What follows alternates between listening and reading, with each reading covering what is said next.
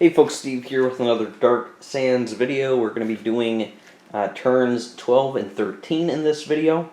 We are getting towards the end of the game here, definitely deep into the second half, and I suspect that after this video we'll have two more videos of the playthrough. So this video 12 and 13, and then we will likely then have a 14 and 15 video, and then a 16 and 17 video. And when I'm done with all of that, I will probably do some sort of abbreviated review video. My sort of typical format is, I give an intro to the game, I spend a good 40 minutes covering details of how the game is played, and then I give a good 10-15 minute overview of what I think of the game. And so I think in this case I'll do things a little bit differently, and it'll be more just cutting straight to the chase in terms of what I think of the game, because if anyone really wants to understand the mechanics, obviously they can watch all these videos and watch a whole campaign be played through, though I may give some really brief overviews of how the game is played. But anyway, that doesn't have much to do with this video, which again is covering turns 12 and 13. This is roughly the start of Operation Gazala historically. If I'm saying that right, but oh well. I did do the replacements, so you can see here the Allies got a pretty good standard replacement scheme, so 2 tanks, 2 infantry. They used that along with a saved, some of the saved tank points that they had previously to put some units back on the board, and also replenished some of their infantry units, but it's not a huge amount, and they're going to have to be relying on the forthcoming reinforcements. The Axis, on the other hand, not a great pull. So we got 3 Italian replacements, and we really could only use one of them. So again, wasted replacements for the Axis. And we did use the infantry one, and what we ended up doing was replenishing the machine gunner battalion that we had, that helped do the cutting off of units. It had taken a step loss, and I decided rather than try to build a stronger unit that's going to start way on the opposite end of the map and have to come all the way back over, and even be disrupted for a turn, it made sense to beef up that unit just so that it couldn't easily be defeated, because right now it's nestled in a rough spot with ridges and wadis protecting it. So it's a decent unit, and we'll continue to look at it for taking losses for the Panzers as we get through the turn. This would be the first turn where it could have been Axis initiative, but because in the last turn, the last 2 real activation shifts for activating units were technically Germans. There was a German activation shit, and then Rommel was played as well, and I believe that counts as the last 2 activations being for the Axis, which means that initiative automatically goes to the other side, which is the Allies. So there we go. Next turn, and the turn after that could be Axis initiative turns. That might be a good thing at that point, because I do think there's some value in going first. You can sort of get some immediate needs addressed. So with that in mind, let's take a quick look. First, I want to point out, I guess we should look at the reinforcement schedule. So we have 12, 13, 14, and 15. For turn 14, all of those are upgrades, and they're largely going to be for already existing tank units. So not new stuff, but stuff that's already on the board will get a little bit stronger. So between turns 12, 13, and 15, we're going to get some new stuff, but turn 15, they don't really get a whole lot. They get some artillery aid markers, and they get another unit that is going to be pulled off the board here. Nothing too crazy. But then we have, again, between this turn and next turn, that's quite a bit of reinforcements. A very large number of reinforcements, actually. So for all the things that are in the dead pile, and over here is the dead pile for the Allies, they're going to get a whole bunch to replace it. So while the board position right now is the Allies are kind of in a tough situation, they should be able to create a new line of defense, and then all these reinforcements will tee them up for what would be the sort of final stage of the game where they can use the assault doctrine. And what's funny is that, one of the things I've been worried about is, will the action chit availability chart dictate too much of the game, so what chits you actually get to use? Well, knowing that at the end, this could be like the whole game up to this point is moot, because the Allies are going to get a crap ton of reinforcements here around turns 13 and 12, 13, and 14. We're going to get pretty good action chits to the Allies, pretty good. And then on top of that, we get the assault doctrine. So it's almost like, just at the very end of the game, the Allies are going to get such a boost. It almost seems kind of like, well, if that's the case, then why even bother? But we may still see the Axis pull out a automatic victory if they can apply some major pressure here across the next couple of turns. Looking down at the activation chits for this turn, let me try to get a little bit better and centered on screen so you guys can see. So we get the 2 logistics as usual, and then for the Allies, they get reinforcements, 13th Corps activation, 30th Corps activation, full move chits, and full combat chits. Now they're not you get to pick them, right? They will have to, when they get it, but, compared to all the other turns, getting 2 full moves and 2 full combats is great. The 2 full moves especially, and on top of that, those special activation chits. So the Allies actually this turn just have a lot of potential to leverage what they need to do, to move around, take care of what they need to take care of. A lot of flexibility with the Allies. By comparison, the Axis isn't in as quite a good of a position. They get their reinforcements, and this turn they actually do get a little bit of something. They get a new asset. Basically they get new asset markers. They get some more Air Force, they get a special Marine unit for coastal battles, and they get, looks like a better additional artillery marker, so additional artillery. Nothing game-breaking, probably. I mean, they'll be useful, but nothing too crazy. Otherwise, they still get the Rommel chit, which can be very powerful if used at the right time. The Panzer Army Africa activation chit, which I've said before, feels very limited at times, but I think I've got the HQ in a decent spot, so it should be pretty useful for what we need to do. The good old Italian 21st Corps, that's in a good position as well, so probably not a whole lot to worry about. And then the Axis gets a move or full move or full combat, a full move or full combat, and then 2 crappy or crappy move or crappy combat. And if you were to try to compare these to this set, I kind of think it's worse, because obviously 4 to 4 you have some crappy ones, but at least the Axis actually gets a choice. So there's some difference in flexibility there. I guess the Allies are more constrained by the order of the chits drawn out of the cup, where the Axis has more flexibility to pick what they need at the time that they need it. It's just they have less overall capability. So I guess that's the asymmetrical nature of what this turn is going to be. And honestly, if you kind of look at the number of chits and the type of chits here, this is the busiest turn we've probably had all game.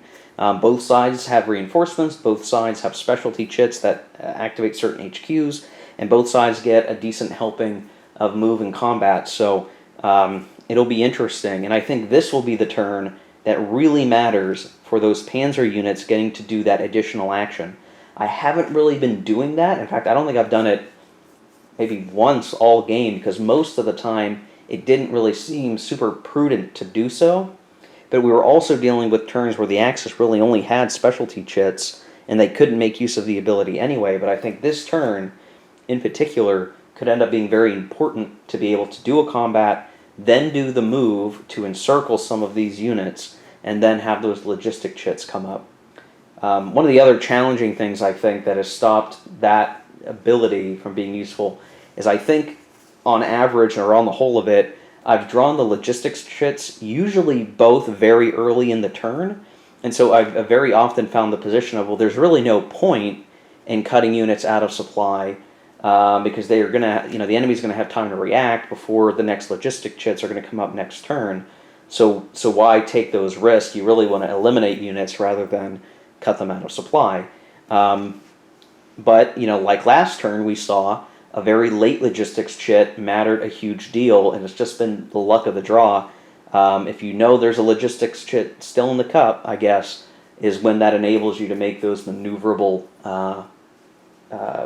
actions. So we'll see what we can do here in this turn. I think the allies with initiative are definitely going to take one of their full moves here, because they need to get a new line set up. Just to kind of show the board position again at the end of last turn, the front line here is about to start getting into the east map. The Axis had cut some units over here out of supply, and they were removed in the attrition phase. And you can see they've got some units here that were kind of stacked up strong, but a number of combats and retreats have put those units in a tough position. I think what they can do is pull back from here, if they have to even pull into the east map, where some of the Axis assistance chits are not going to be useful, and set up a new line of defense, maybe anchored nearby Mursa Matra. And if they can do that, and again, with all the reinforcements coming, that might be their best position to be in, and then they can look at using their future combat chits any which way that really makes sense to bust up the Axis line. So the Allies are in a tough position, but I think they're going to have enough coming to really help them out. So I'm going to go off camera. I'm going to do that first move chit. I'll move the rest of the chits into the cup, and we'll come back once that movement's been made, and we'll start drawing chits. So we'll be right back. Well, I've identified a bit of a problem that the Allies are going to have. So I did what I could to move units in a staggered formation that had, Zocs projected, and I think I did okay, but the challenge being there's only so many units to put on the board, and what I tried to do was set it up,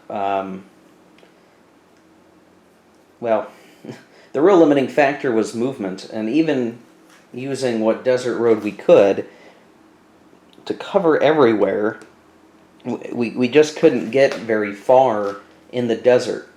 And so, this was as good of a line as I could really set up, even knowing that I couldn't quite get up to here where I may have wanted to be, to properly grab the coast as an anchor, and I almost got this unit up. Now, I could have tried to do some extended moves that might have caused disruption, and we don't want that, because that's just as bad as a unit being out of supply. So I've tried to create a new line, knowing that it's very possible, and really it's probably better that these units sit here. I'll make that edit here on screen. So this is as good as I could get, all evenly spaced with their Zocs. But the real problem is going to be that the Axis panzers do have infiltration moves that they could possibly sneak through some of these gaps and cause some isolation. I'm not sure that they're going to have enough movement to really make use of that, but it is a possibility. We've got the other units coming, but it's going to take some time. And here's the real kind of danger that we've got to worry about. So, well, if I really wanted to try to make use of the desert roads and get as far as I really could, I could have tried to maybe pull back to around here and create some sort of line like so. The only problem with that is, with as much desert as there is, it is conceivable that an Axis unit could try to come up through here and cut a line up that way. Now, the port could produce some supply, but it's going to get kind of tough just with the way that the trails are set up over here on the eastern map. The other thing we're going to have to be careful of is, on the eastern map, asset availability will be a little bit different, so not all the Axis availability will be there for assets, and then the terrain the terrain costs are basically doubled, so to even move one regular desert hex with no trail or whatever is actually 2 movement points. So it becomes a lot more difficult to move units. You're not going to get as far because it's at a different scale. But even on top of that, combat stacking, the restriction is basically lifted. So if you have 3 brigades, the Allies can make use of all 3 brigades. So heading on to the east map is going to be, it's going to make things harder for the Axis, especially because the Panzer Army Africa Corps activation shit won't really be usable on the eastern map. And so, there may be a point where the Axis gets a little bit farther and they can't realistically push any farther than that. And that's where I think, again, the whole set of advantages that are coming for the Allies will make everything else that the Axis has done up to this point moot. And if that's the case, it's going to be kind of disappointing for the Axis and maybe make for a disappointing game, because if that final surge always comes every game, I mean, I don't know. I don't know what the point would be then if it's that powerful. So hopefully I'm wrong in that fear. We're going to pull the first random chit and see what happens here. So a lot of chits in here, and I pull out the Axis reinforcements, which is really straightforward because it's just a couple of asset chits that we can put in. Maybe the significant one being we get the Hecker aid, which will allow us to put another combat factor into the attack on Tobruk. I don't think that single combat factor is going to be of much use, but it could be valuable somehow. So I'm going to clip the counters off camera here, and then we'll pull the next chit. Okay, I got that done. Again, it was a better artillery asset marker in addition to the other one for the Italian 21st Corps, the Hecker unit for coastal battles, and then a better Luftwaffe Air Force marker that is in addition to the other ones that we have. Gonna pull the next chit, and it is the 30th Corps for the Allies, and I'm not sure that they have much they want to do here. Allows all non-out-of-supply British tank units and up to 2 non-out-of-supply British tank units in range of the 30th, and the 30th is here. So we would really only be able to activate this stack. I should probably have moved this unit up like so. In fact, same thing with here. I think I was expecting to move further back. Knowing that, I think that would be fair if I just made that correction. Now that would put a lot more here, but I just don't know that they're going to be able to do much with it. It would be, okay, we're going to give up our defensive line, maybe take out a unit, but that, I don't think it's going to be that valuable. I think the Allies want to hold on, so they'll pass that shit or they won't take an action, and we'll pull the next one. Kind of waiting for the Axis to come to them, I guess. And we pulled the Panzer Army Africa chit, which is important because if we're still on the center map, we can still make use of it. So it's going to be all non-out-of-supply Axis units in range to move and attack. They are on the west and center map sections only. Yeah, so basically everything, within this ridge line is going to be able to go. So I'm going to take us off camera. I'm going to do a bunch of movement. I believe that also means I can move these other HQ units. I'm reasonably confident. So it just means that this whole section over here is going to move up and probably engage with the Allies. So we'll be right back. Okay, so there's the movement. Now you'll notice I didn't put that tank unit all the way up because that would open an avenue for potential encirclements and supply issues, because all of these units right now, like this one way out here in the desert, need to go 1, 2, 3, 4, 5, 6, and then trace supply back. So there is a little bit of some danger in what I have set up, but this tank unit is going to screen that and the HQ behind it. So, the hammer is really coming through this way because we want to make this untenable and force them to retreat. So I think it's an okay move. There's not too much fear to be had there. But I could see some ways the Allies could do something about it. In terms of attacks, I'll I'll take us off recording again, and I'll show you the attacks we're going to make in just a second. Okay, so there are going to be multiple attacks. I think we are going to potentially look at this stack attacking this stack, these two stacks attacking here, and these two stacks attacking here. I think the only thing about this top battle is that it's 9 combat factors, and we would have 19, so it would be maybe 2-to-1 odds, and we'd have a +2. It's still not a great one, but it could force some retreats and some losses, so it's something to consider, though down here I think are going to be much more viable. So down here, what the Axis is going to do is it's going to go full bore Monty on all of this. So there's going to be some anti-tank units now present, because there is an allied tank. There's going to be, because the Allies would surely defend here, it's going to be 7, 9, 15, 17, 21,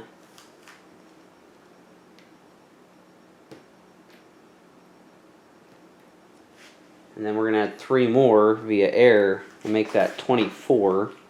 And that's because this by itself is 10, and if the Allies threw in all their available support that they could get down there, which would only be those 2 planes, it would be 2-to-1 odds. Now, knowing that the Axis have put that many resources forward, the Allies would refrain from using their air, and they'd hold it in reserve in that case. So as the attacker was sort of pushing, we're investing enough of our resources that the defender won't even bother to do it. So it's 2-to-1 odds.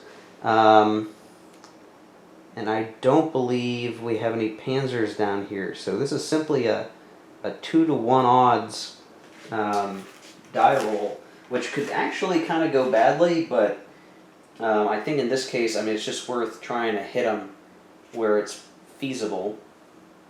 So we roll the die, we rolled a 6. That is a defender retreats and takes 1 step loss. And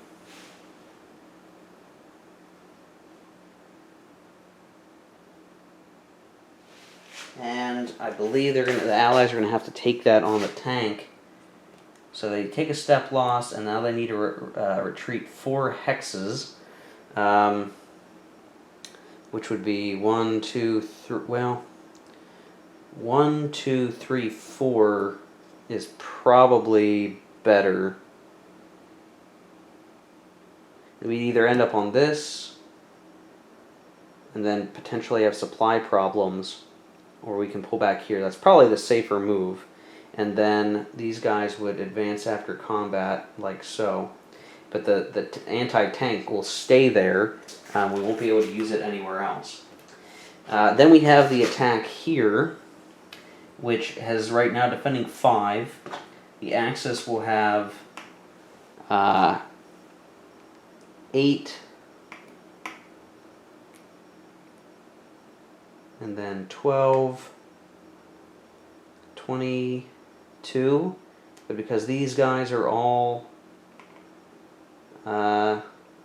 infantry, it's actually doubled to 16. So, and we're going to get a +2 to the die roll as a modifier. So 16, 18, 22, 30. 30 to 5 is 6-to-1 odds.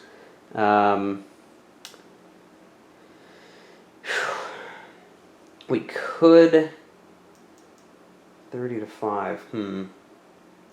We could throw in. Let's see, it's the 13th, so we could throw in that, and then it would be 7. I don't think the Axis are going to add anything to that battle because they've got such overwhelming force anyway. So 30 to 7. That would take it down to 4-to-1 odds. And then could they throw something else in? They add in some air. So then it would be 8. 8 to 30. That would bring it down to 3 to 1 odds. And I think that's probably the better way. 3 to 1 odds. The Axis didn't add anything else. Technically, I guess they could have added in that artillery and it would have made a difference, but you know what, I already said that I didn't do it because I thought they had enough overwhelming force that they were going to save it. So it's going to be 3 to 1 odds with a +2. This actually could still not go great, but we'll see. So 3 to 1 +2. We rolled a 1. +2 is 3 for a DR result. Though because we do have the Panzer Shock, the Allies will lose a step. So they'll lose a step. Let's see. Probably better. Ooh. Well, goodbye, French. They'll lose that and then retreat 4 hexes. 1, 2, 3, 4. And these assets are used up. And then the Axis can advance after combat. And they will do that like so.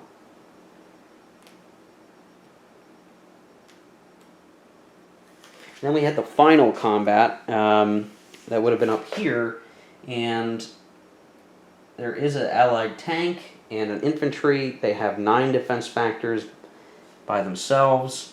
This would be 16, 19, so 19 to 9. That's 2 to 1 odds.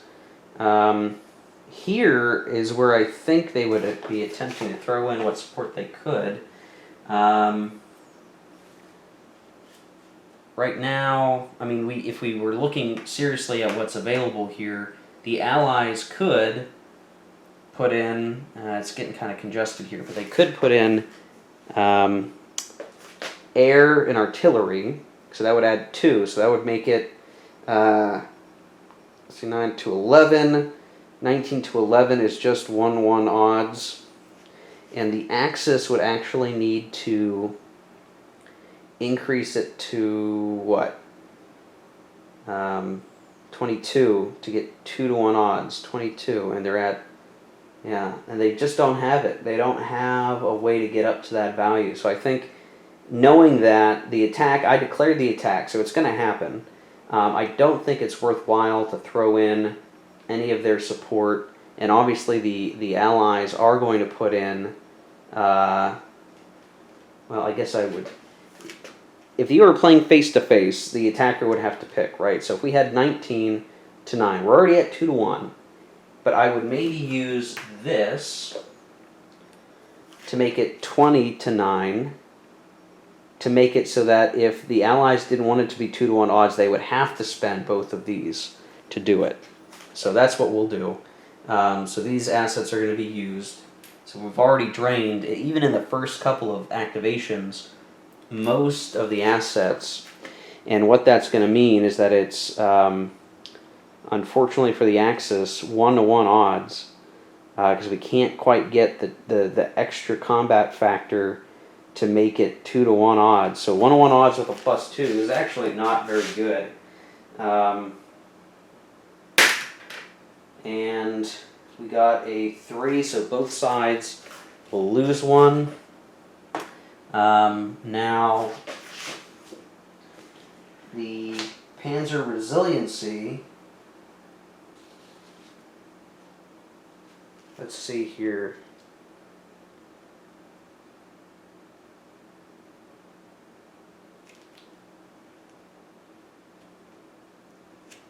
Oh yeah, we don't get it there.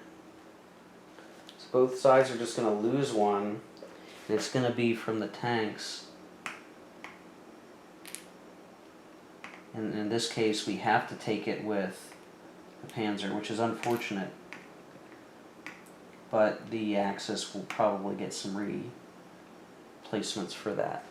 So, okay, we sort of did what we desired to do with that big offensive. It pushed the Allies back, opened up some possibilities here. We'll go ahead and pull the next chip.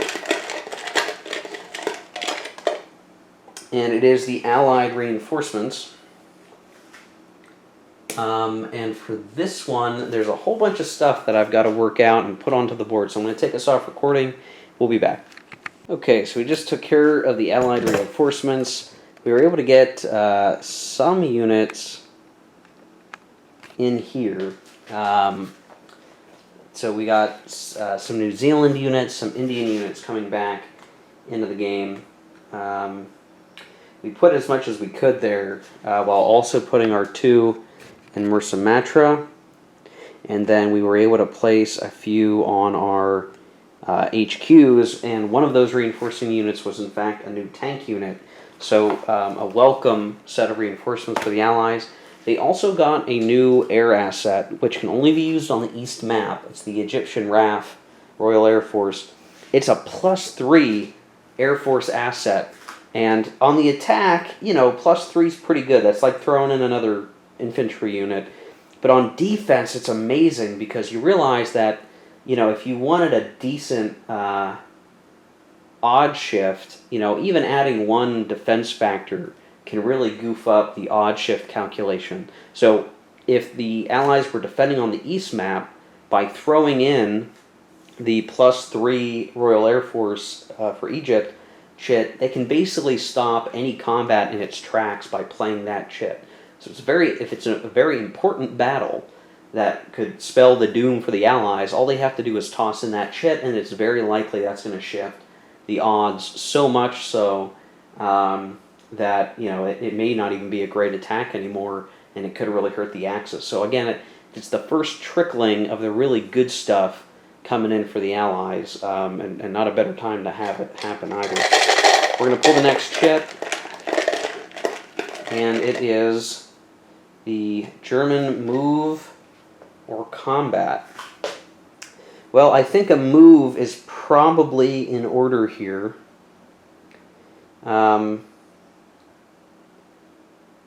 Probably in order here. So yeah, we'll do it as a move. Though a combat might net us to Brook, but I think we could save that for now. So we will do a move, and we'll go ahead and try to get some of these guys going here. 1, 2, 3, 4, 5. Okay. So these guys will move like so. These guys will move like so.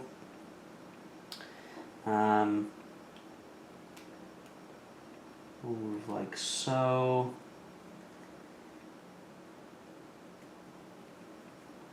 And this area up here is tough. If we move these guys out, well, I guess we could move some of these guys out as well. Though we're taking a bit of a risk to do it. I think we kind of need to. So 1, 2, 1, like that. Move up like that.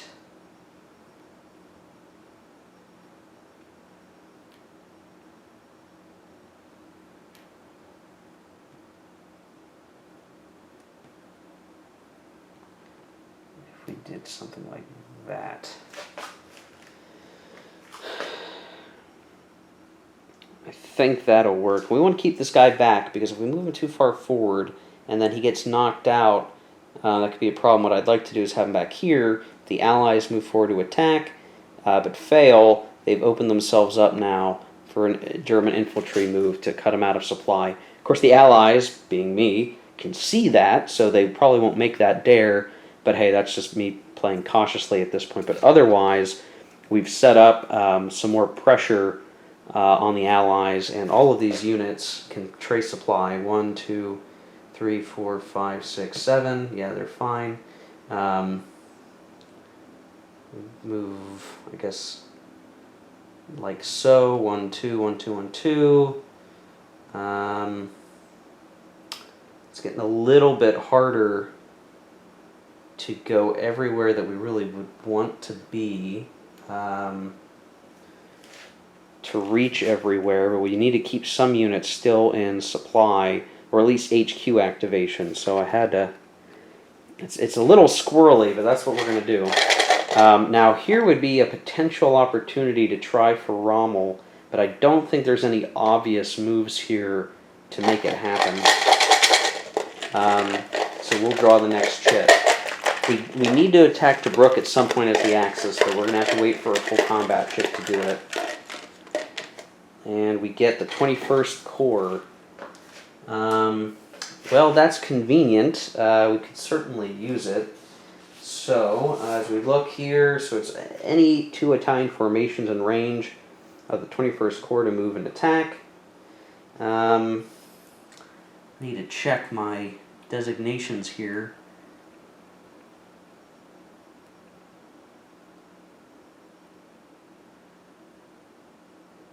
We'd be activating the Arietta Division probably and the Trieste Division to attack here if we did it.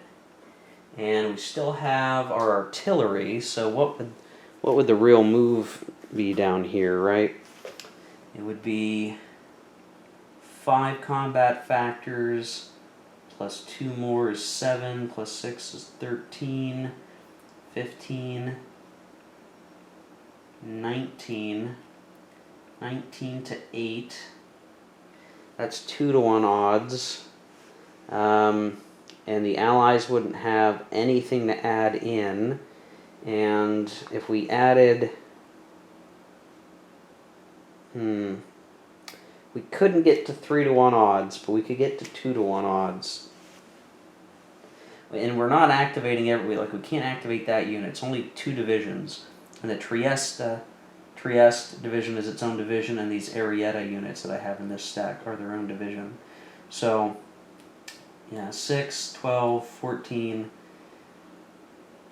16, 3 more is 19. I could get 3 more in there and make it 22, but 19, yeah, it's all 2-to-1 odds, and I can't get 3-to-1 odds no matter what, and the Allies can't change it anyway.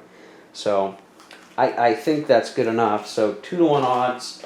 This is a flat die roll. There's nothing that we can really do to this, so we want to hope to roll well. We roll very poorly, and we get a 1 result. So attacker loses a step, which is unfortunate, and we're going to have to lose it from the tank step first. Well, that didn't go well. But at least we still have our artillery in case we need it later. Alright, we're going to pull the next chit, and we get a British move chit. This is going to be their second move, but I guess that's all they really need. And I think at this point they're probably going to pull back onto the east map. I think now's the time to just vacate the area as it is, and they've managed to not take too many losses, so they're going to pull back. The rest of the units on the map are going to start to pull forward, and we'll be back. Okay, so here is everything after the move. So there's a whole thing in the rulebook about, well, if you set up in these map edge hexes, any combats are automatically DRs because you don't want to mess around with map abnormalities.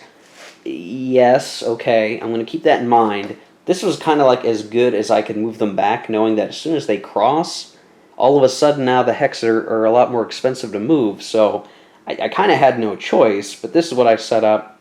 And then I also did some extended moves with some of these units down here. 1 in each stack actually became disrupted, but not all of them.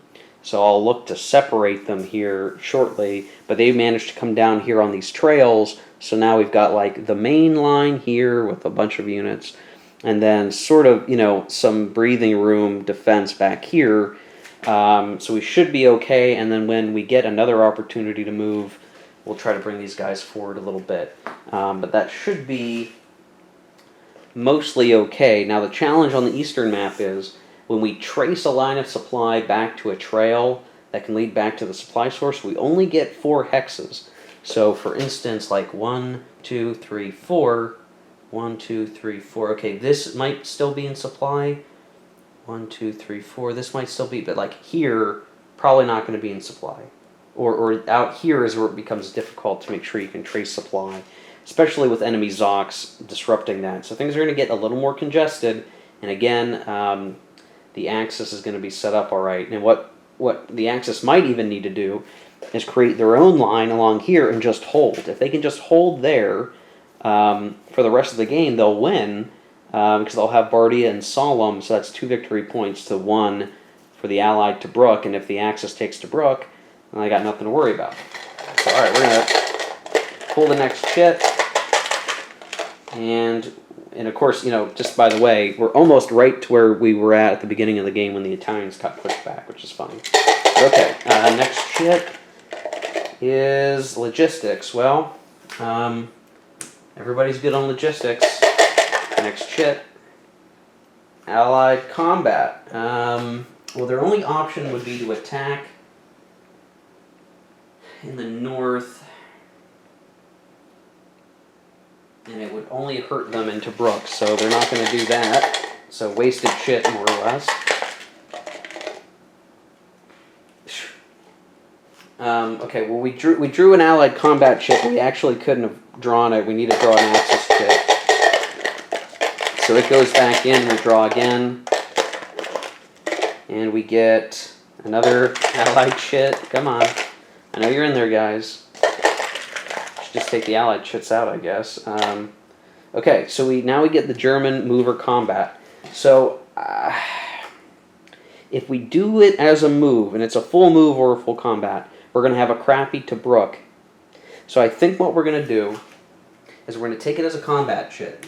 We're not going to do any other combat. There's nothing else that we can really do that would be of particular value here. But we are going to do an attack in Tobruk. And for this one, if I look to see what the combat would come out to be, we would have 9, 7 is 16, plus if we use the Hecker unit, 17, to a defense of 10, plus 2 is 12, plus the Navy is 14. So 17 to 14. We probably wouldn't use the Hecker unit in case it would become valuable elsewhere. And I think the Allies would definitely use. So it'd be, we're back to that 1-to-1 odds. And what we need is a 5 or a 6. So we're going to roll the die. And it's a 4. So both sides lose a step.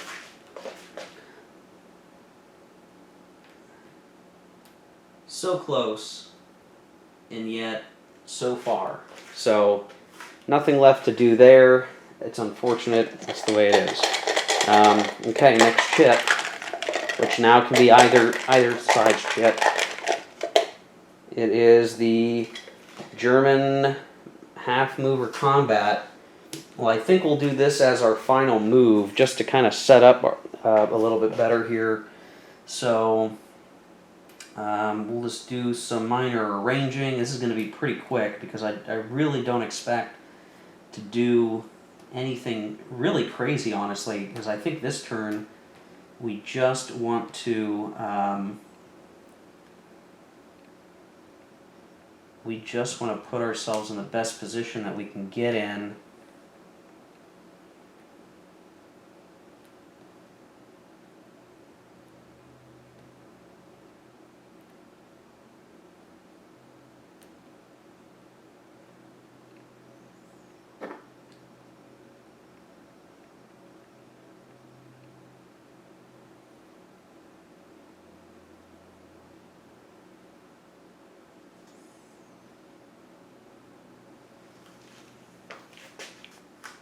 And it's going to look something like that. So, we're sort of, if you were to expand this out, I mean, they're kind of matching one another in position right now.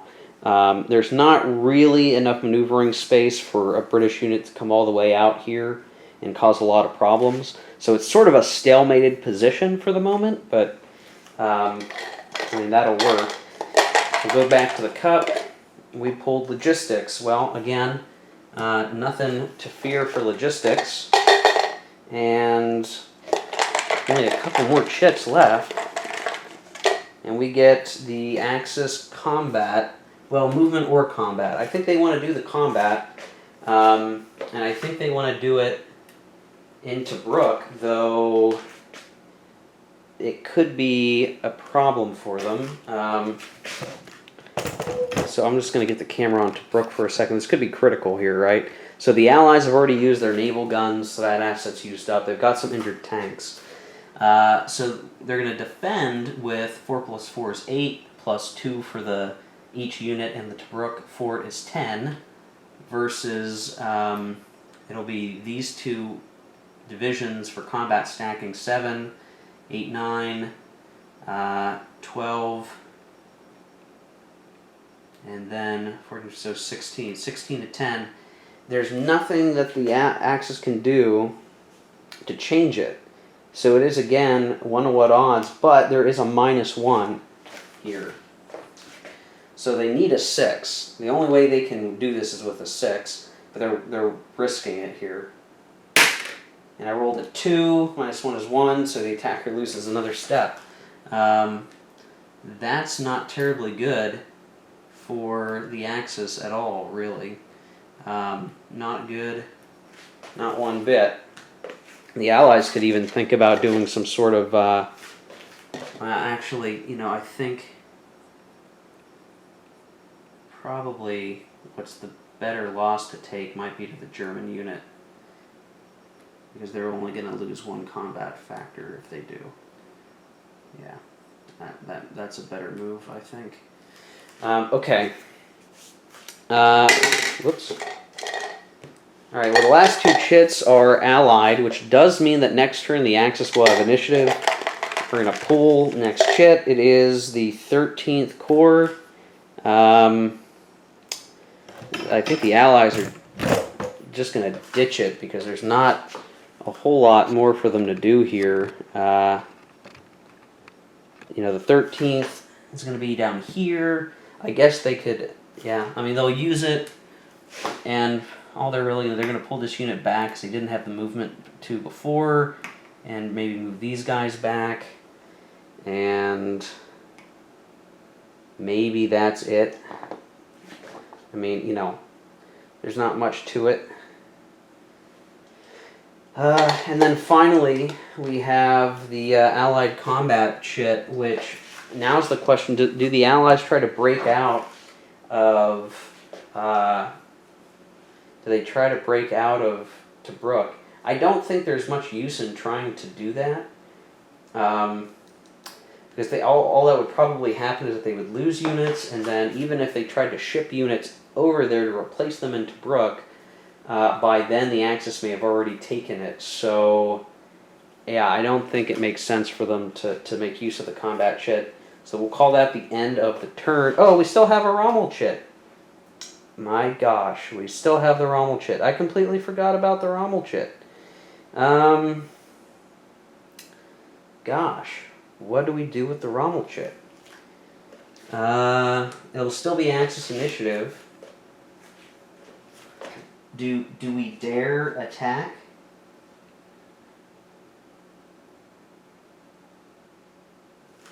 And of course, you would have to remember that I totally didn't use the Panzer benefits this turn either, at all.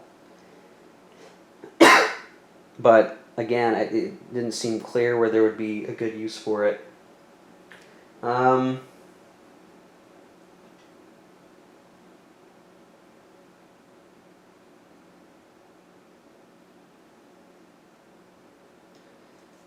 I guess we could try a really bad attack somewhere. I just don't know that I see a good point in doing it right now. Yeah, I think we just ditch the Rommel chit. I don't see anything that really makes sense to do that would really make a huge difference in what we're trying to accomplish here. Yeah, so I think that's it. I also realized there's probably some garrisons I could have dropped previously, but I'm not going to worry too much about it at the moment. Okay, so if we did the attrition segment, nothing. Victory check, nothing. Building, nothing. Disruption removal. So we get rid of some of this disruption. That's going to make things easier on the Allies this coming turn. And asset availability, we'll swap that, and then we'll look at turn 13. So we'll be right back. Okay, so going into turn 13, this is going to be, I believe, the very first turn all game that the Axis has initiative, and that could be very important for what's to come. With the reinforcements that came in, the Allies were able to top off some of their tanks. They had 3 tank losses to replace. They only could do 2, so they did 1. That's sort of at the edge of their defensive line, and 1 for the one in Tobruk to aid in the defense there. And then with the infantry replacements, they basically just beefed up some units and rebuilt one like usual. The Axis were able to top off basically the Italian tank that took a loss. They were able to replace some of the infantry that were lost from that Tobruk battle, and they even rebuilt a unit and were able to get it onto the map near the front line, though I think I forgot to put a disrupted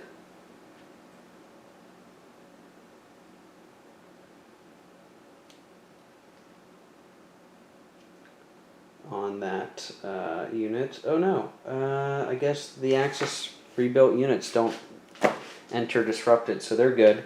And then we had a free tank replacement for it being an odd number turn, and that topped off the damaged German Panzer unit. So all things considered, the Axis are actually still doing pretty good. We would have liked to have gotten one more Italian replacement just to support Tobruk, but we'll see how that pans out here in the battles to come. For the activation chits, this is kind of an interesting situation now. So, like usual, the 2 logistics. The Allies get their reinforcement chit, and they get a new special chit called the AUK, and that's the AUK, I guess. That's short for something that I believe might be the person's name, and I'm not going to know it off the top of my head here for this video. But he's another Allied commander who's taking charge of the Allied forces. And he's a priority chit, so he can be used when the Allied player wishes it, and perhaps more importantly, can preempt Rommel. So if I, as the Axis player, says, hey, I'm going to use Rommel, the Allied player can say, no, you're not, I'm going to use the AUK instead, but then they have to use the AUK, and then Rommel can be used later. When the AUK is used, all it does is it functions as a move or combat chit, full move or full combat chit, not both. But hey, that's a decent amount of flexibility. And when you look at the rest of the chits, full move, full combat, and then you've got a switch hitter, so to speak, here with the AUK that can do either or. The Allies have a fair bit of flexibility here, and this might even be a good turn for them to try to go on the offensive, knowing that they're about to get a whole bunch more reinforcements this turn as well. They're just going to get a whole bunch here very shortly.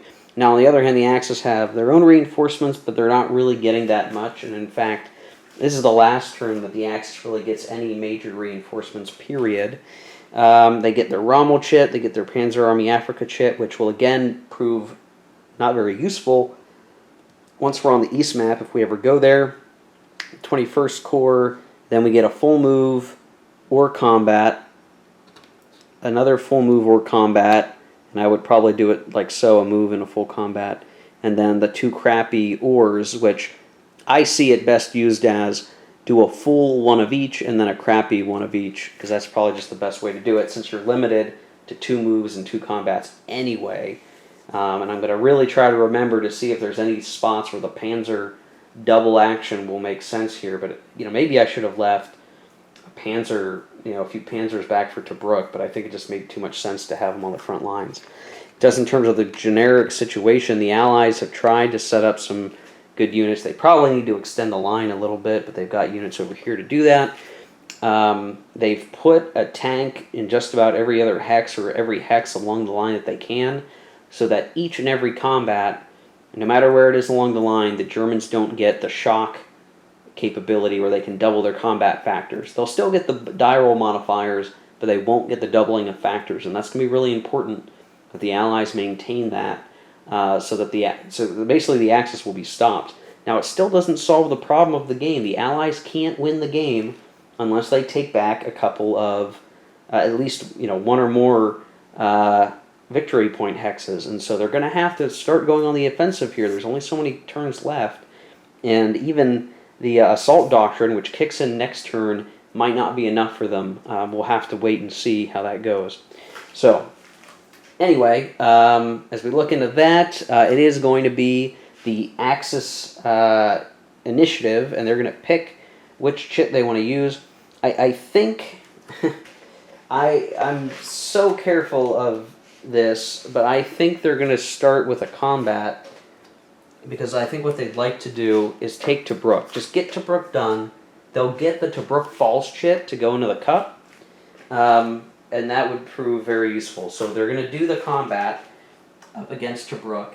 Now the thing is, it's going to be 12 combat factors being attacked by 9, 16 again. There's no use in the Allies using their naval guns because it wouldn't shift the odds, and now we may have other combats along the coast near Mursa Matra, so that they're not going to waste the Allied gunnery, and the Heckler amphibious unit's not going to prove useful here either for the Axis.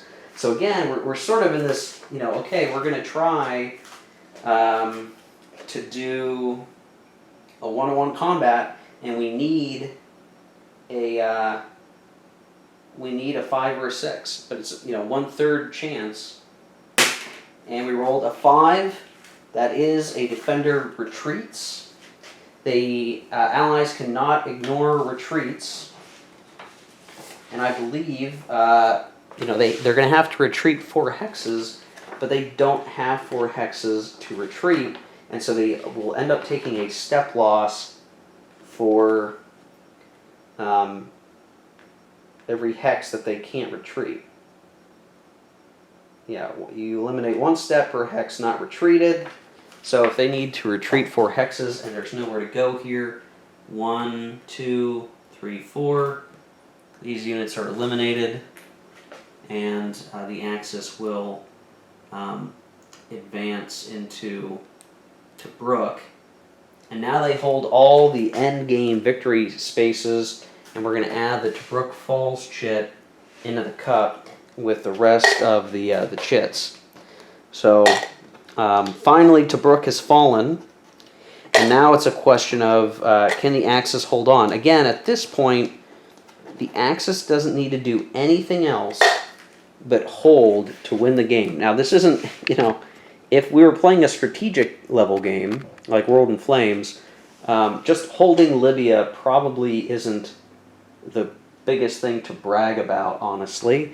We'd much rather, take Alexandria and take Egypt, but it just doesn't seem like that's going to be feasible here. And even in these last so many turns, I think the Axis really wants to be on the defensive so that they can then hold these spots, and at the end of the last turn, they're just going to win because they're going to have the 3 victory points that they need.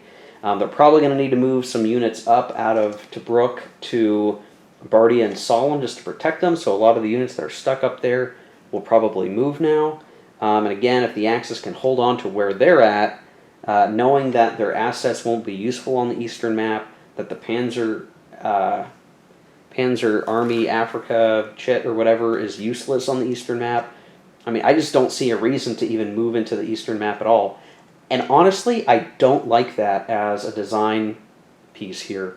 The reality is, the designer, made the Panzer Army Africa chit not useful on the east map, and that's really your best chit to move units besides the generic move in combat.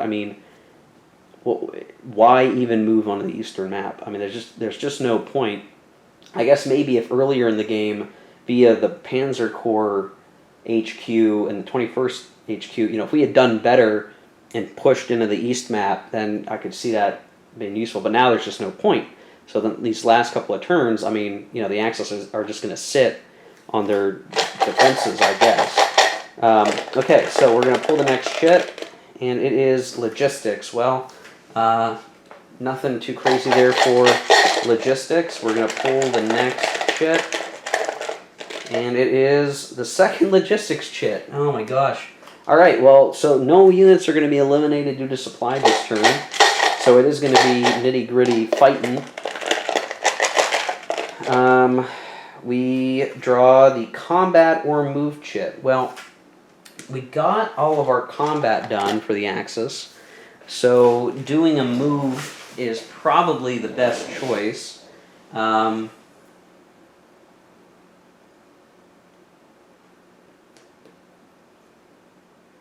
I'm going to just start moving some of these units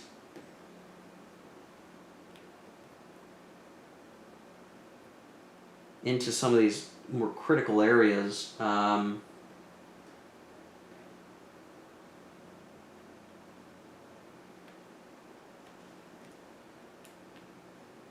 I'm just sort of messing about trying to get the right cadence of units, I guess, to go where I want them to be. 1, 2, 3, 4.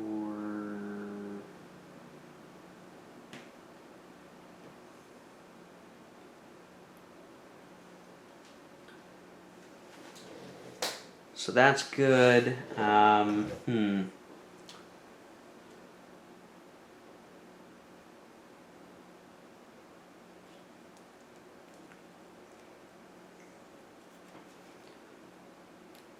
think what we'll end up doing is we're going to put down a bunch of fortified boxes, because this might be where we just dig in.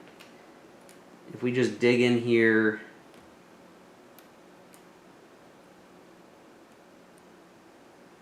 as the Axis, then we won't have to do much more than just fight and survive. We've only got so many fortified boxes anyway, but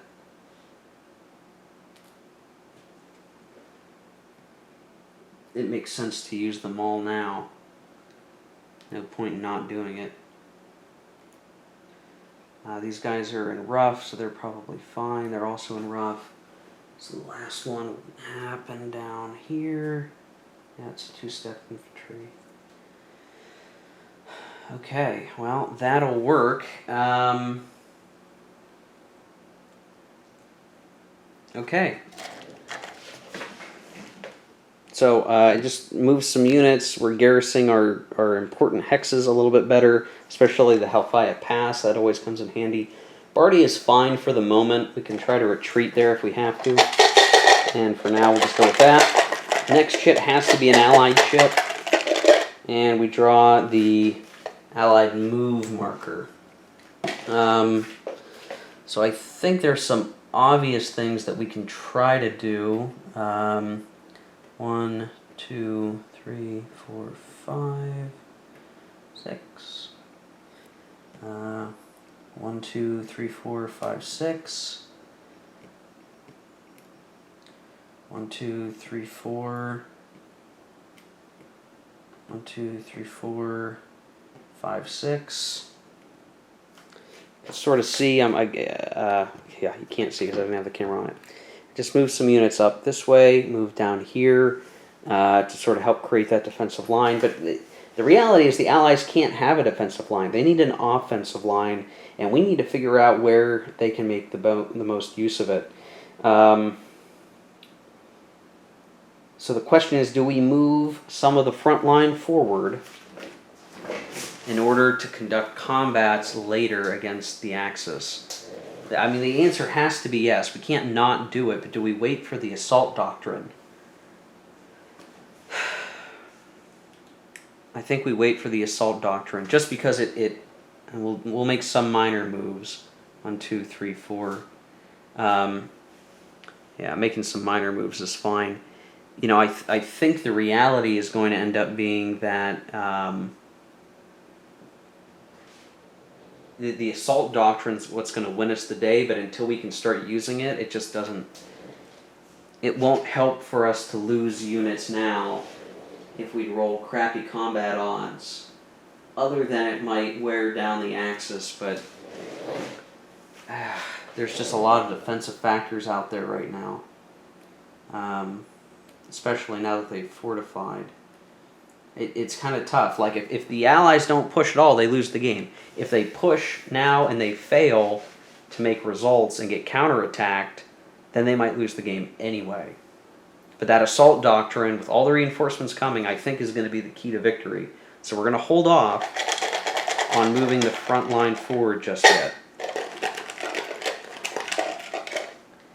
Next, I just realized I accidentally put Rommel and the Auk in the cup. Well, you know, what's funny is if we moved, then we could attack with the Auk. Again, it's just a question like, is it worth it to do it? Is it worth it to do it?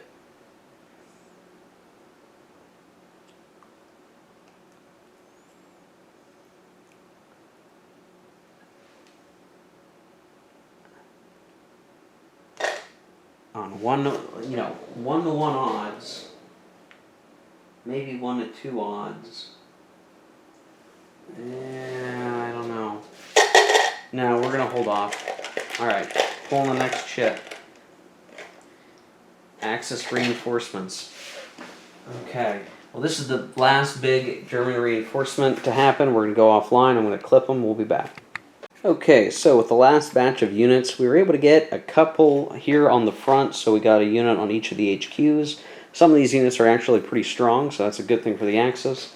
We were able to actually plop a unit into Tobruk, because I sort of forgot that if the Allies aren't on the center map at all, the Axis can put units into Tobruk. So even if we had just one unit in one hex of the center map, the Axis couldn't have done that, which it seems a little weird and gamey where you could just, hop one hex, but whatever. And then we had to put the rest in Benghazi because I had left Tobruk with many units in it. I probably shouldn't have done that, but, A lot of this, going through this game and realizing if I played it again, yeah, I'd probably be a little bit better. So there's some obvious things that I would approach differently.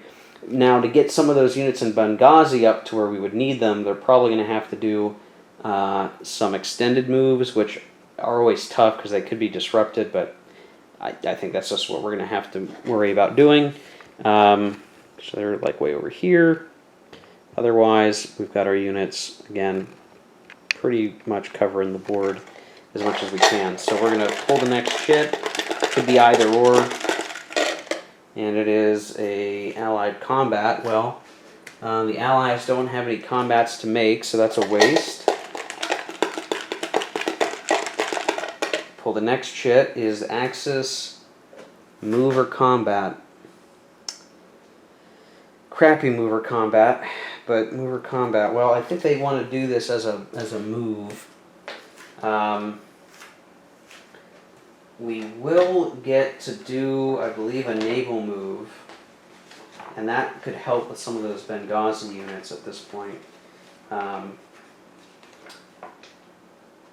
just see the naval move limitations again.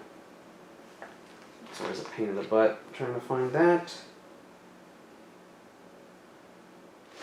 Yeah, okay, so they can. And it will naval move the unit to Bardia from Benghazi. So we'll get that on map here. Just brought them in here. And then the rest of these guys, we're just going to have to move forward, I guess. 1, 2, 3, 4. Oh, yeah, I can't even go that far with some of these guys. Dang it. Okay, fair enough.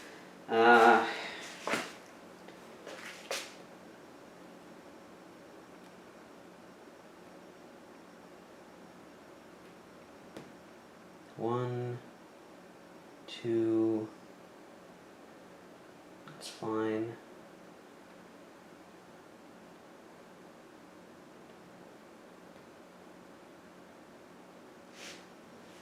Just sort of getting some units out in some of the crossroad areas over here. Just because, if the Allies do push through the main line, they're going to... It'll be a repeat of, turns 1 through 3, basically. And we need to hold on to as much as we can. And at some point, we may even need to just plop German units into Tobruk, where they'll actually get the defensive bonus, where the Italians don't, amusingly enough. Alright, we're going to keep it rolling here. Might be the quick rest of the turn, since the Allies don't want to move for another turn, and the Axis just wants to hold on tight. Okay, Allied reinforcements. So here comes the huge plop of reinforcements. I'm going to have to take us off recording and clip some counters, but I will be back. Okay, so the Allied reinforcements are on the board. A bunch had to go back in Alexandria. We were able to plop a couple in Mursa Matra just through the Greek unit and a tank, while the remaining tanks plopped onto the HQs. So the Allies actually got 3 tank units as reinforcements just this turn, and next turn they're going to get upgraded along with all the other tanks. So the Allies now have all of their tanks on the board, besides the one that was destroyed in Tobruk. And that may be enough, and they're all pretty strong units, that when it comes to that assault doctrine, I mean, we're probably going to see a lot of craziness happen. And knowing that, you know, the Axis line is only so big. Now, there's a couple of things that the Axis could try to do to delay them a little bit. So, yeah, the line is pretty tough, but if one of these gets knocked loose, then we're going to have a problem. If we instead try to extend the line by have a checkerboard of units that project Zocs, that could actually slow them down quite a bit, because rather than, oh, we smashed through the line here, it could instead be, well, there's just, you know, we took out this unit, but now we've got to take on this unit, then we got to take on this unit, as each, you know, is causing multiple combats. If we do that, that might actually be a way to win the game, because what we're basically going to force is just, you know, the Allies can't do enough to get past them. Now, you know, we'll have to see. That might actually, amusingly, that might work really well, actually, and I've got to figure out if there's some other way to do that, but that's certainly an option we need to look at. Okay, so the next chit is going to come up, and it is the Tobruk Falls chit, which I have to look here. Treat this as a move or combat. Well, I think using it as a move makes sense. Certainly going to do that. 1, 2, 3, 4, 5, 6. 1, 2, 3, 4, 5. It's just starting to bring more units where they ought to try to be. We probably don't want to move any units out of their current spots yet. We want to wait until, well, I guess I'll move this unit down here like so, just so we have a nice setup. We'll make some minor moves is what we'll do. You can kind of see what I'm doing here. I'm setting up this line that can trace all the way down, more or less, with all the Zocs, and it's just going to make it hard for the Allies to push through there. Next we get the 21st Corps. I don't think the 21st Corps is going to do anything. I mean, I guess the only thing, they could try to take out some units, I guess. Next we get the German Axis half move or combat. Well, they're out of moves, so this would be a combat chit that is basically wasted.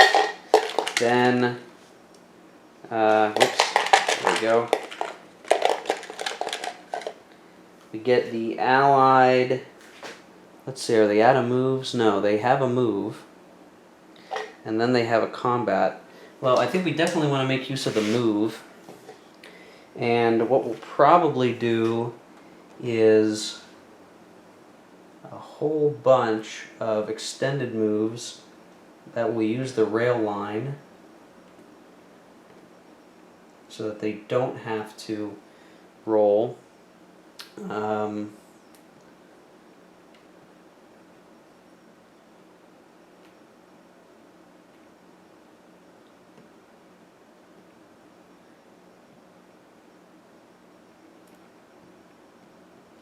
Just sort of see. I'm just getting all the units set up so they're a little more useful in the next moves that will take place over the next couple of turns. And actually, come to think of it, I think it makes sense to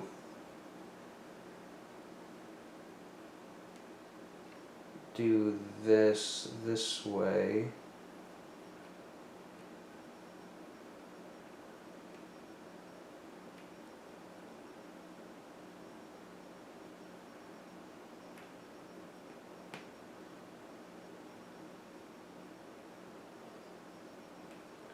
So they're just gonna start moving up now, I think.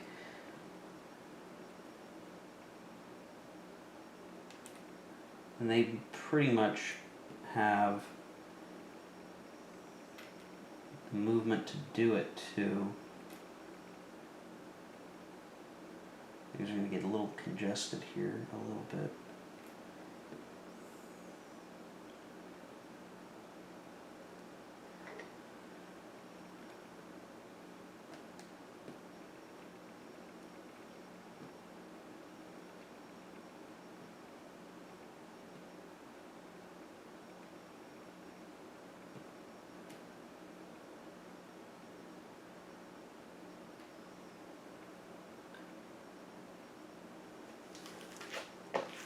We'll just do that. So we've moved on to the board, knowing that the Axis technically have a combat chit to come,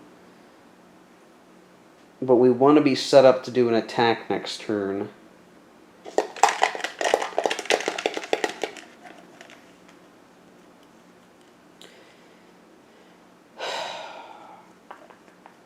Yeah.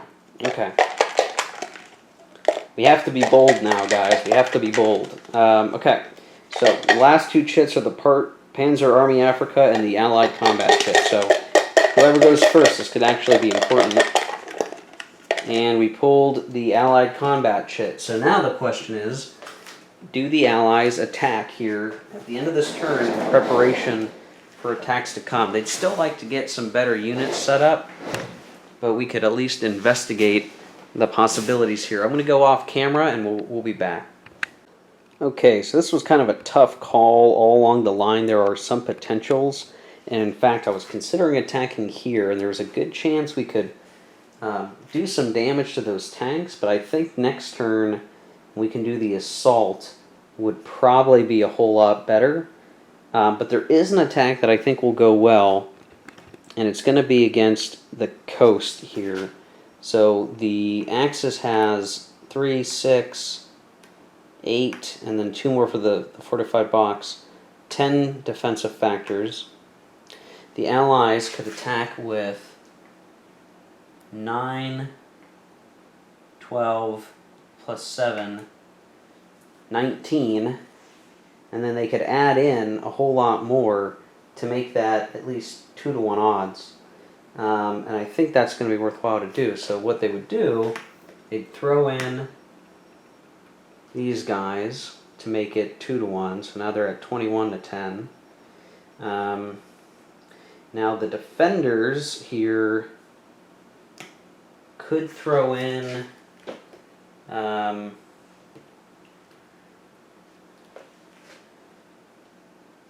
they could throw in a lot, I guess.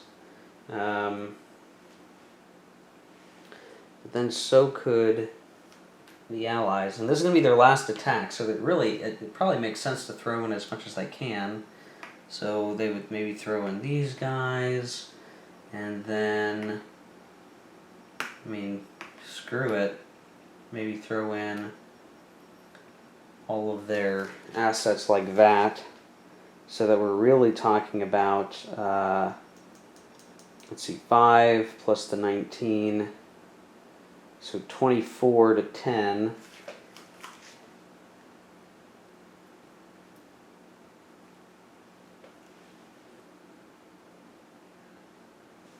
Axis would have to throw in this much air support,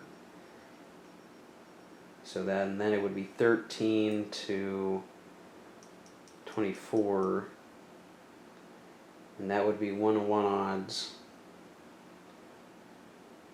Yeah, back down to 1-1 odds. There really isn't much more the Allies could do, so we'll do that. It's 1-1 odds, but I don't think the Allies are too worried about what will happen. Of course, they roll a 1 and have to take a step loss. They'll have to take it from the tank. So, okay, well, that's why we were waiting for the assault doctrine, because otherwise it's really hard to take action here.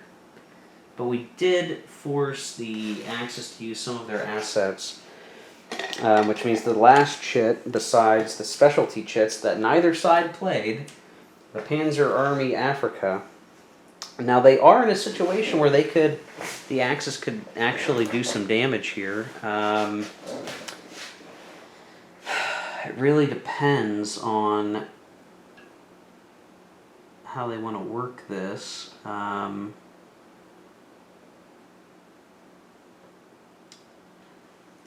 So I'm going to go off and we're going to determine some attacks here. Okay, so I think the Axis is going to try a couple of attacks. I think they're going to try to attack here, and I think they're going to try to attack over here. All these units that would be involved are within the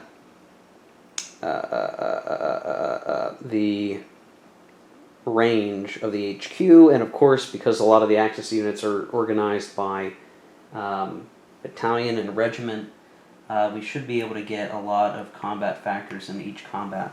So for here, the defensive factors are 7, and we're going to be attacking with 12, 14, 18, 22. So in here, 22 to 7 is 3-1 odds. The Allies could throw in their 13th Artillery, and that's it. So that would make that 7 to a 9. So if we wanted 3-1 odds,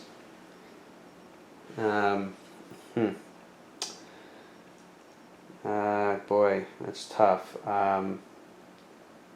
22. We need to throw in 5, which we technically could do, because we've got our anti-tank here, which we could throw on, and then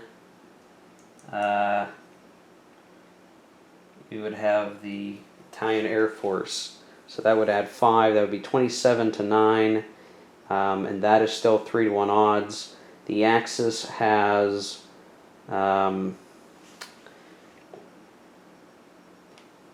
tank superiority, so they don't have a lot of it. In fact, they only have it by 1 tank factor, and so it's going to be 3-1, only a +1. So they got a 5, which is a defender retreats and takes a step loss, and let's see. Yeah, defender retreats and takes a step loss. They are going to have to take it from the tank. So the assets go used. The tank is gone, and the unit now has to retreat 4 hexes, 1, 2, 3, 4, and the Axis can advance after combat, and they will. Well, actually, if they do, they're going to leave their fortified box, so they won't advance after combat. Try to get everything fixed up here, and then attacking here. I'll move this a little bit. So defending factors aren't very much, actually. It's only 6, and we're going to be attacking with a whole boatload of factors, and it's all the good tank stuff. So 16, 32 plus 3 is 35, 38 plus 8 is 46, and another 8 is 54, 56, 58, 56. Yeesh begeesh. A huge amount of odds, and there's nothing the Allies can do about it. So it's, max chart plus 2. And we got a 5. Defender eliminated. And I don't think we'll advance after combat. So, and the reason why we don't want to expose any units to being attacked by multiple hexes. We just want to reduce the firepower that the Allies can bring to bear. So that was it. Now for the chits, the specialty chits. So here's the thing. We got to the end, and these are the last 2 chits. I didn't use them. Now when we get to the end like this, Ted Racer on the forums has advised you put them in a cup and just draw randomly. So I think that's fair. We'll shake it up. We'll see what we get. And we get the Auk.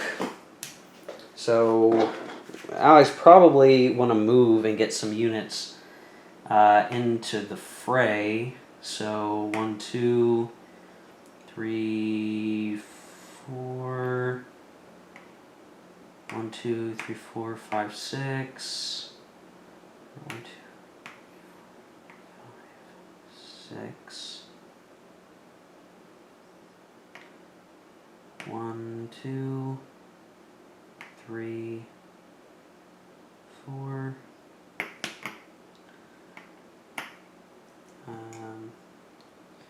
1, 2, 3, 4.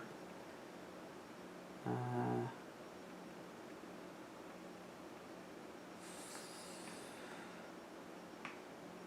just move some units around so that I can make this work.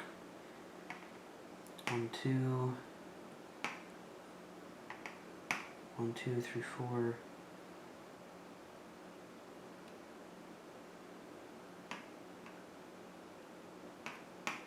5, 6.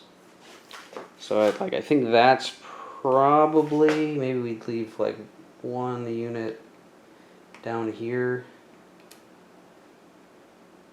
like so, and that just kind of makes it harder to snake out around.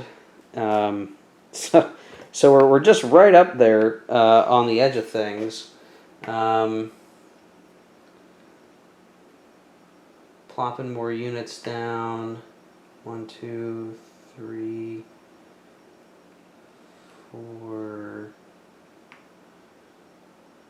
5.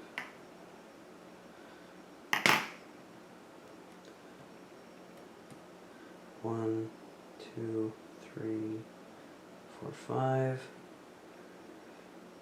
1, 2, 3, 4, 5. And 1, 2, 3, 4, 5, 6. Alright, so now things are real sketchy and hard to move around.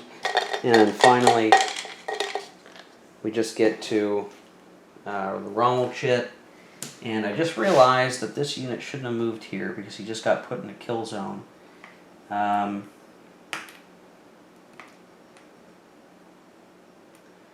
Very foolish of me to have done that just now.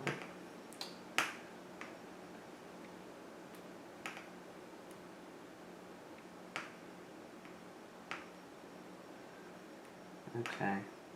We're going to activate the 21st Panzer Corps, and we're going to attack with 32 factors against 4. It's a crap load of odds, and it's a +2. 4, we actually, amusingly, get an exchange.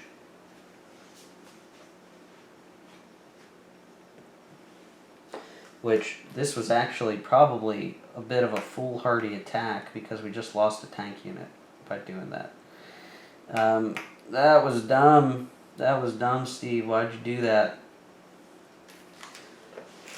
I thought we were just going to do really well, but I rolled crap. Which was really funny. Yeah, that exchange. Ugh, man. That was dumb of me. I probably shouldn't have done that as the Axis, but oh well. Yeah, because we only attacked with those tank units. Because the Rommel shit, man. Well, no, I guess because we were using this whole stack, so we would lose the infantry. So, I'll fix that. But still, we lost a whole unit. That's really the opposite of what the Axis want. Okay, anyway, attrition segment, none to speak of. We take off the disruption. Nothing victory, no building. Asset availability, we'll fix that here. And we're going to start looking at turn 14 at the next video. That will be an Axis initiative again, and we'll see what replacements we get. In any case, thanks for watching. We're only going to have a couple more videos, so if you stuck all the way through, thank you. At this point, it looked like it could be the Axis' game. It's just going to depend on how the Allies burst through with the assault doctrine of throwing bodies into the wood chipper, I guess. So we'll see in the next video, because that will officially start the assault doctrine on turn 14. Anywho, again, thanks for watching. We'll catch you later.